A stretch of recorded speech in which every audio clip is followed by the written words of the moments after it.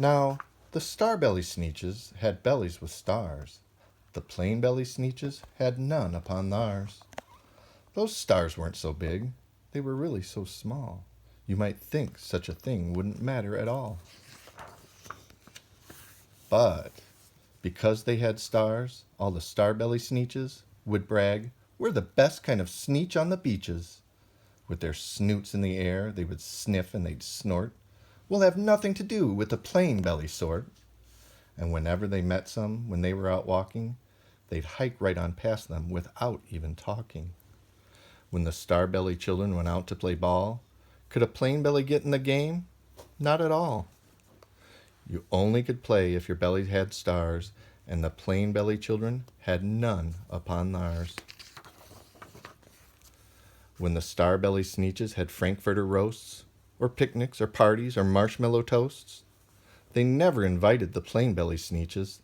They left them out cold in the dark of the beaches. They kept them away, never let them come near, and that's how they treated them year after year.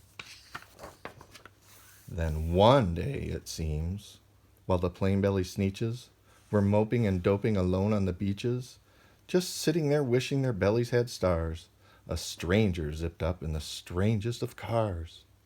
"My friends," he announced in a voice clear and keen, "my name is Sylvester McMonkey McBean, and I've heard of your troubles. I've heard you're unhappy, but I can fix that. I'm the fix-it-up chappie. I've come here to help you. I have what you need, and my prices are low, and I work at great speed, and my work is 100% guaranteed." Then quickly Sylvester McMonkey McBean put together a very peculiar machine, and he said, "You want stars like a star-belly sneetch? My friends, you can have them for $3 each. Just pay me your money and hop right aboard." So they clambered inside. Then the big machine roared, and it clonked, and it bonked, and it jerked, and it burked, and it bopped them about, but the thing really worked. When the plain-belly sneetches popped out, they had stars. They actually did. They had stars upon theirs. Then they yelled at the ones who had stars at the start, "We're exactly like you. You can't tell us apart. We're all just the same now, you snooty old smarties, and now we can go to your frankfurter parties."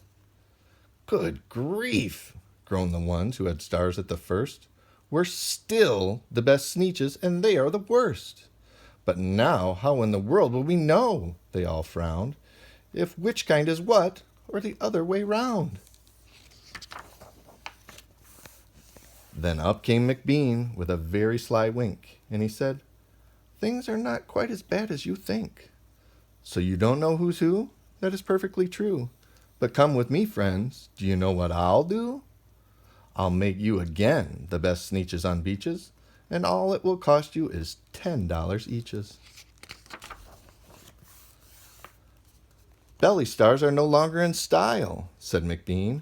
"What you need is a trip through my star-off machine. This wondrous contraption will take off your stars, so you won't look like sneetches who have them on theirs." And that handy machine, working very precisely, removed all the stars from their tummies quite nicely. Then, with snoots in the air, they paraded about, and they opened their beaks and they let out a shout.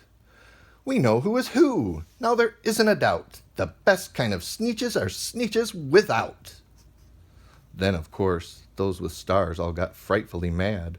To be wearing a star now was frightfully bad. Then, of course, old Sylvester McMonkey McBean invited them into his star-off machine. Then, of course, from then on, as you can probably guess, things really got into a horrible mess.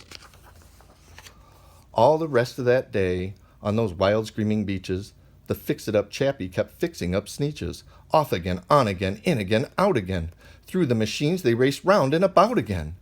Changing their stars every minute or two, they kept paying money, they kept running through, until neither the plain nor the star-bellies knew whether this one was that one, or that one was this one, or which one was what one, or what one was who.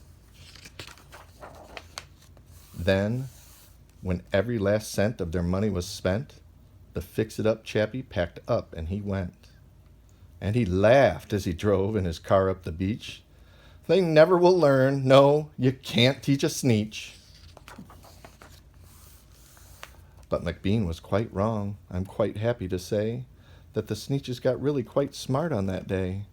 The day they decided that Sneetches are Sneetches, and no kind of Sneetch is the best on the beaches. That day, all the Sneetches forgot about stars, and whether they had one or not upon theirs.